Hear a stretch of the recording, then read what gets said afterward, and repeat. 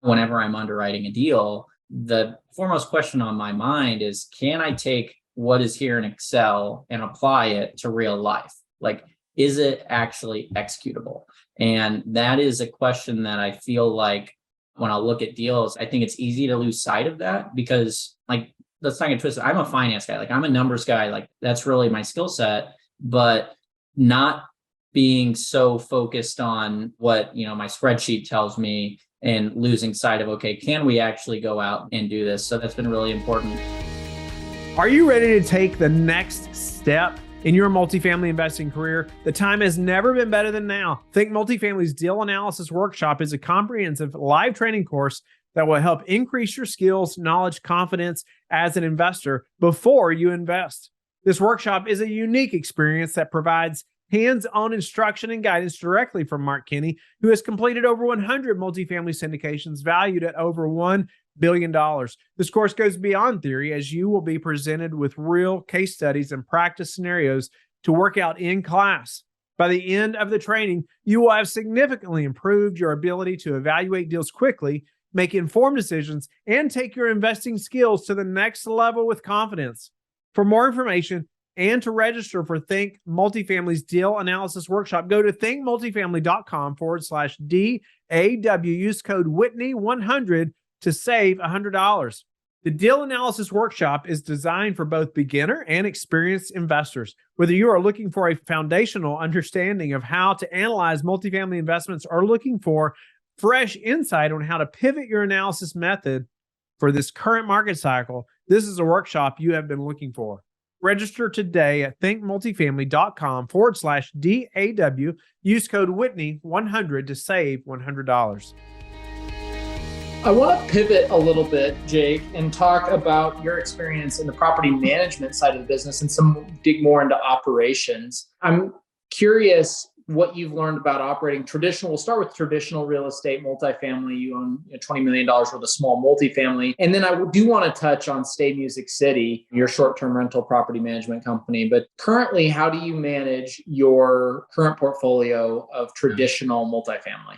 Yeah, so we have third-party management in place on all of those. That was intentional too. So when that first internship that I had, it was in property management. So again, like I was out serving 5 days at C-class properties to tenants that were, 4 months behind. Like I was really in the weeds on this stuff and got to see what it takes to actually execute a business plan. And that understanding of just how challenging it is to turn a property around and, how to actually get rents up to market rates and, implement some of these different other income sources that people want to implement. Like understanding the challenge that presents itself has then carried over for me because now whenever I'm underwriting a deal, the foremost question on my mind is, can I take what is here in Excel and apply it to real life? Like, is it actually executable?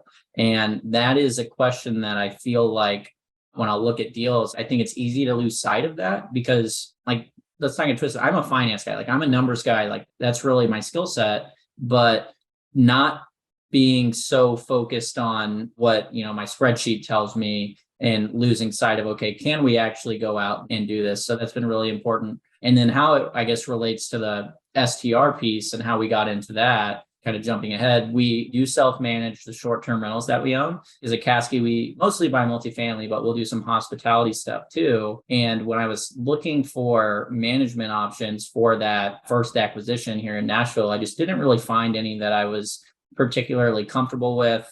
I knew I had enough property management experience managing long-term rentals myself that I felt like I would just be able to figure it out, right? Like that's kind of been my approach to a lot of things. It's like, I'm just going to figure it out. And that's what we did. And then being able to layer a lot of tech on top of it to where a lot of that business we're able to automate, kind of the analogy I use is it's like we've created this machine with the STRs and really it's my job to manage that machine and just make sure that things are operating the way they're supposed to be. And it's turned into a pretty good little business for us. And we're now starting to take on third-party clients here in Nashville too, which has been a change. And yeah, but the SDR, there's lots of stories that come from the SDR management. I don't know how else to put it. Especially in Nashville. Something tells me that you're getting some interesting crowds through there. No doubt. As you've evaluated the business opportunity and you're going in a third party direction as well, how does that change the culture or the type of services that you're providing, how you set up the business from a basic operational standpoint when you're introducing other owners into the picture? Yeah. So for me, I mean, I don't feel like it changes much, honestly, because I am an owner, I am an investor. Like, I know how these people are approaching their properties. And, it's all about if we can set expectations up front and provide clear ongoing communication, then we should be fine. That's where I think, and ultimately why we wanted to start Stay Music City was we just didn't particularly care for the options that were around. And we felt like a lot of them maybe lacked in some of those areas of setting appropriate expectations and providing clear communication. And that was something that we felt like we could do well. And that's why we decided to start Stay Music City and then ultimately to start bringing on third-party clients too. I mean, with a business like that, it really does get easier to run as you scale because we're able to provide, we're able to hire more staff. We're able to pay in a lot of instances, we're able to pay our cleaners. We're able to pay our quality control people, our maintenance techs, like we're able to pay them all more. So then we can then attract better talent, retain that talent, and then run a nice little business. Yeah. I noticed you hired a director of operations, and then it looks like you recently got engaged to that person. Have you backfilled that role, or have you backfilled that role? And how hands-on do you personally have to be within Stay Music City? Yeah. So Maddie, my fiance, she is, I guess that's one other thing about entrepreneurship. Like you definitely need the right people in your corner to really make it happen. And Maddie is no longer with Stay Music City, not because of, anything like issues like that, but more so just where she was wanting to take her career. And, I learned a lot about hiring and firing in the last year too. Like one of the ways I used that weapon that is my LinkedIn was to find a new director of operations and to hire some different folks for Stay Music City. And ultimately it didn't go as well as I had hoped initially, but now I've been able to, I had to fire my first employee and do some of those things, which is always a learning experience. But now we've been able to kind of backfill with a new kind of more conventional property manager type of role and some cleaners and a maintenance tech and some of those things. And one of the reasons why I didn't want to bring the long-term property management in-house was one of the lessons that I learned at the first real estate private equity company I was working for was it's harder to enter new markets if you self-manage because you really need a certain level of scale to be able to do it well. So you have to acquire a portfolio of some size in most instances if you want to be able to have a regional on-site staff, some of those things. Then second, when you run a company that large, like the first one I was at, the boss, who I would say was one of my first real mentors in the business, the founder, he was very much in the people business rather than the real estate business, if that makes sense. Like he spent so much time just dealing with the issues that come from running an organization of that size that it was very eye-opening to me. And I didn't want to have to deal with some of the same issues that he was having to deal with that early on in my career. Maybe that's something we'll pivot to down the road, but at least right now, that just wasn't something that we felt like made the most sense. So yeah, there's lots of hiring and firing and keeping employees and all that. It's very, very challenging. Something that kind of, when I first got into the business, I was probably naive to just how challenging it ultimately is. Yeah, we started in 2022 our own property management company. So we're vertically integrated over about 1,500 units. And our CEO, who had a lot of experience in the property management space, says often real estate is a people business, not a property business, at least on the property management side. It is so much, property management is all about people management. And when you get the right scale and you get the right people, that can be fantastic. But getting to that point, you end up either turning gray or losing a lot of hair. It definitely doesn't happen overnight. It takes a lot of intentionality and really a willingness to get in and spend a lot of time on the people side, which necessarily is going to take time away from other activities like broadening your capital base or searching for that next deal. Yeah, and there's no other way to put it other than it's really, really hard to do it well, like to grow a management business like that. And I would consider myself to be a people person, right? But like you mentioned, if I'm spending my time doing that, it's taking away from other uses of my time, such as broadening the capital base or trying to, grow the portfolio or do some of those things. So just having to get comfortable with the trade-offs and ultimately decide what makes the most sense. Yeah. I think we have a number of listeners who have dabbled in short-term rentals, maybe own one or two themselves. If you were out in the marketplace looking for somebody to manage your Airbnb, VRBO listing, what would be a question or two that you would ask that would help you to kind of separate the good ones from the bad ones in the management space? That's a great question. I mean, whenever you're looking for a property management company, I think it's important that you talk to multiple. And what I would do is, and it's hard for me to speak on markets outside of Nashville because that's the only STR market that I truly know. But at least in a place like this, I think it makes the most sense to talk to multiple, get pro formas from multiple, and then really try to dig into what they're actually projecting for you. Because that's where we see a lot of the discrepancy is, that revenue number is ultimately the most important part of your STR and what you can hit. It's important to dig into how are they coming up with that number? Is it based off of AirDNA, which is probably as effective as Rentometer is for multifamily rents? Like it's a good baseline, but it's not something that is really all that reliable at times. Are they using these projections based on other properties in their portfolio that they think are comparable? Like how are they actually getting to the numbers, I think is important. And then figuring out what fees they charge. That's the biggest sticking point, I think, for a lot of people is some of the STR management companies, they sneak in fees in lots of different places. And it's important to get really clear about what you're paying for as an owner. And then ultimately what you will be responsible for as an owner too. Just like setting those initial expectations on who is doing what and what are you paying for is the best way to get off to a good start. That short-term spaces seems like kind of the wild, wild west. I mean, there's so many different platforms that you can be on: direct booking, Airbnb, VRBO, and then in the management side, I mean, the cleaning fees that everybody who stayed in Airbnb kind of rails on, but all the other fees can certainly add up.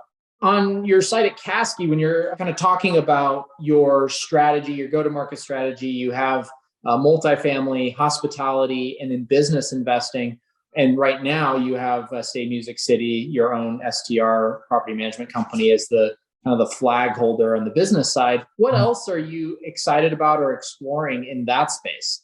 Yeah, so right now and hopefully by the time this comes out, I'll have finalized an opportunity with a short-term rental maintenance company here in town as well. So again, there's a lot of synergies between that and my property management business. It's the hardest part about short-term rental property management, especially in a place like Nashville, where it's a lot of bachelorettes and bachelor parties, is maintenance and keeping up with it. I mean, these places get beat up like point blank, and it's hard to keep up with these things. And it's especially hard to find reliable, consistent maintenance techs that do good work at a price that is reasonable. And I've been fortunate to I've had the same two maintenance techs that have worked on my portfolio here for the past year or so. And where now they also do the maintenance for several hundred other homes here in town.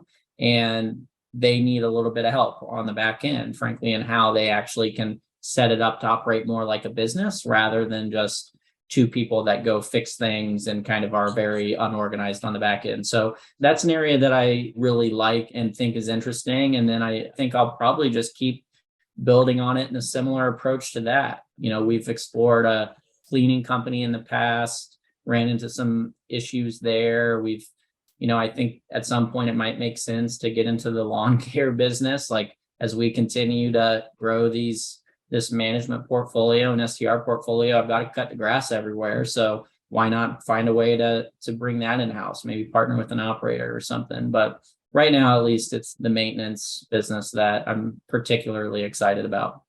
Oh, well, that's fantastic. Well, Jake, we spent quite a bit of time diving into some nuts and bolts on your story, how you got started and covering property management and operations. What's in the future for you? What are some goals that you're aspiring to, whether it's 2023 or 5 years or 10 years and beyond? Yeah, that's another, I'm glad you brought up goals, because I guess that's another lesson that I learned early on too, was I've always considered myself to be a very goal-driven person, like, wanted to set these big goals, all this. But the reality is that, you're going to make this plan and then life's going to punch you in the mouth and you can throw that plan out the window and you got to figure stuff out. So I've gotten away at times from setting these super long-term goals just because like too much changes. I think, I've got a general idea of what we're working towards, but at least in the immediate future, I'd love to do more in the hospitality space. I think there's a lot of unique opportunities and in that world, whether it's maybe redeveloping rundown motels or what I'll call like permanent glamping type of structures. I think there's a lot of deals that make sense as, more experiential based tourism continues to grow and become more commonplace. And then in multifamily, it's just, we've got a pretty good foothold in Central Illinois right now. And I'd love to get into some more deals down here in the Southeast. It's just, as it's challenging to find stuff that makes sense at this point. So just staying the course really on the multifamily front and then looking to broaden our horizons a little bit on the hospitality side of things. That's fantastic. Could you share a habit that you believe has contributed to your success? Could be a daily thing, a weekly thing, quarterly thing. I guess on a more daily basis, I like to go on a walk each day just to like clear my head and think about stuff. It doesn't always have to be a long walk, but just taking some time to, again, try to think very practically about things, because there are plenty of times where maybe I lose sight of that. And I just, need a minute or several minutes to just kind of clear my head and try to think through the situation and determine what would be best. Yeah. Well, Jake, really appreciate you joining us today. If folks want to learn more about what you're doing, how can they get in touch with you? Yeah, I think the best way to get in touch with me would just be to go to our website, which is www.investkaski.com. There's some options on there to get a hold of us. Fantastic. Well, thank you, Jake. Thank you to our listeners for joining us on another episode of the Real Estate Syndication Show. I'm your host, Sam Rust, signing off. Thank you for being with us again today. I hope that you have learned a lot from the show. Don't forget to like and subscribe. I hope you're telling your friends about the Real Estate Syndication Show and how they can also build wealth in real estate. You can also go to lifebridgecapital.com and start investing today.